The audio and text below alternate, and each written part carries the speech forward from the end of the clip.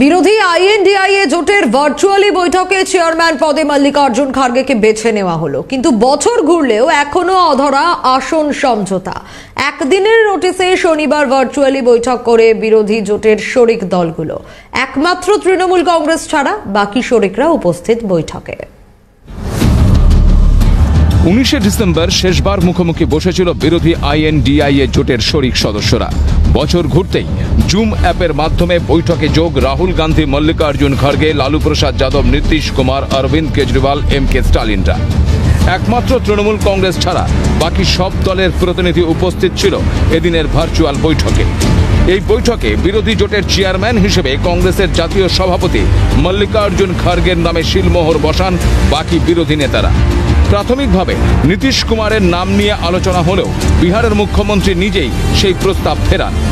উল্টে কংগ্রেসের কাউকে তুলে ধরতে প্রস্তাব দেন তিনি। এরপরে মল্লিকার্জুন খার্গের নামে শিলমোহর শরদ পাওয়ার, উদ্ধব ঠাকরে, স্টালিন, অরবিন্দ কেজরিওয়ালদের। আর এই নাম প্রকাশ্যে আসতেই তৃণমূল দাবি করে এমনটাই চেয়েছিলেন বাংলার মুখ্যমন্ত্রী। অযথা এতটা জল ঘোলা করা হলো, এমনটাই সূত্রের খবর।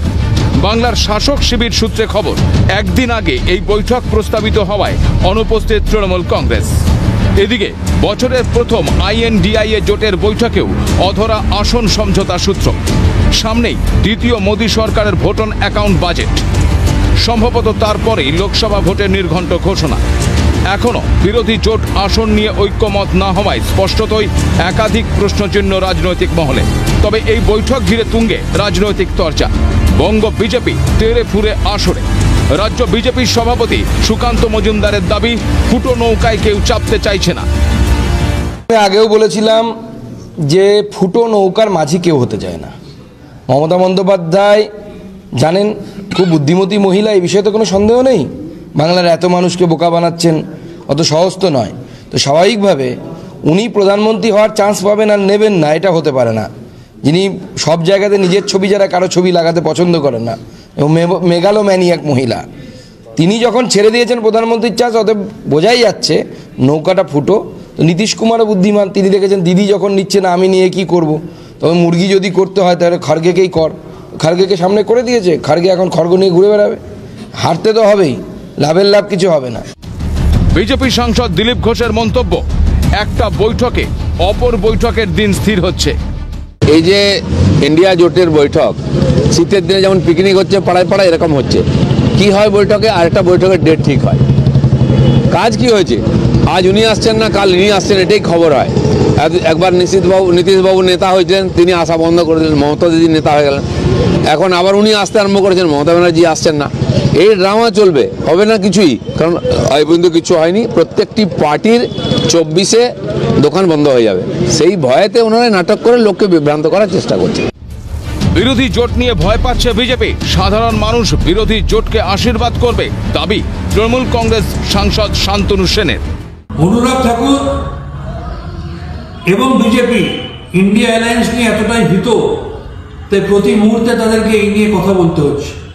তারা জানে যে বিরোধী রাজনৈতিক দল ঐক্যবদ্ধ হয়েছে, ভারতবর্ষের মানুষ এই স্বৈরাচারী, স্বেচ্ছাচারী, ফ্যাসিস্ট, তুগলকি, হিটলারি শাসন ব্যবস্থার হাত থেকে মুক্তি চাইছে। ভারতবর্ষের মানুষ দুহাত ভরে ইন্ডিয়াকে আঁকড়ে ধরেছে।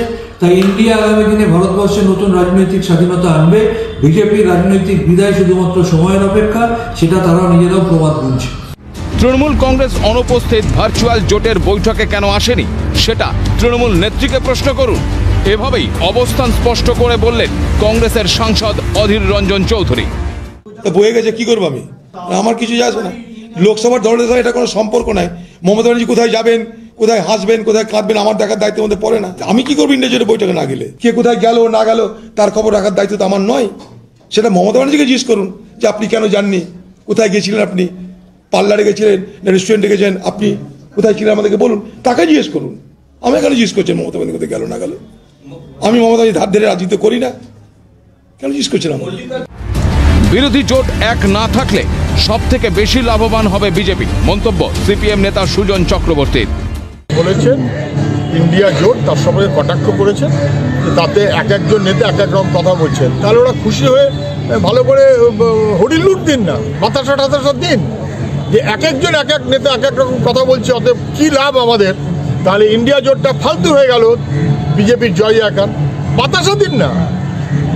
ইন্ডিয়া জোট এক না থাকলে তো তৃণমূলের বা কংগ্রেসের যার যে আসে যাক না কেন, বিজেপি তো খুশি বটেই। তৃণমূলও প্রকারান্তরে খুশি, বিজেপি খুশি হলে তৃণমূলও খুশি হবে। ফলে বিজেপি তৃণমূল তাদের খুশি করার মতন করে চলার মতন কোনো সুযোগ পশ্চিমবাংলার মানুষ দেবে না। বিরোধী জোটের ভবিষ্যৎ নিয়ে প্রশ্ন তুলেছেন আইএসএফ বিধায়ক নওশাদ সিদ্দিকীও। কেন থাকছেন না তো সেটা তুমি বলতে পারবেন, তবে আমি এখনো বলছি এই জোটের ভবিষ্যৎ এখনো কোন জায়গায় গিয়ে দাঁড়াবে সময় কথা বলতে, কতজন থাকে বা কতজন বেরিয়ে বার হয়ে চলে আসে সেটা দেখবেন।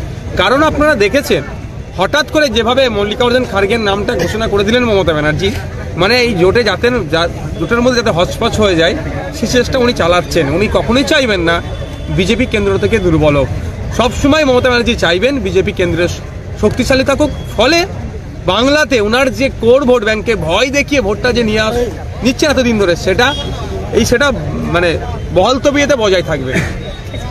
ক্যালকাটা নিউজ।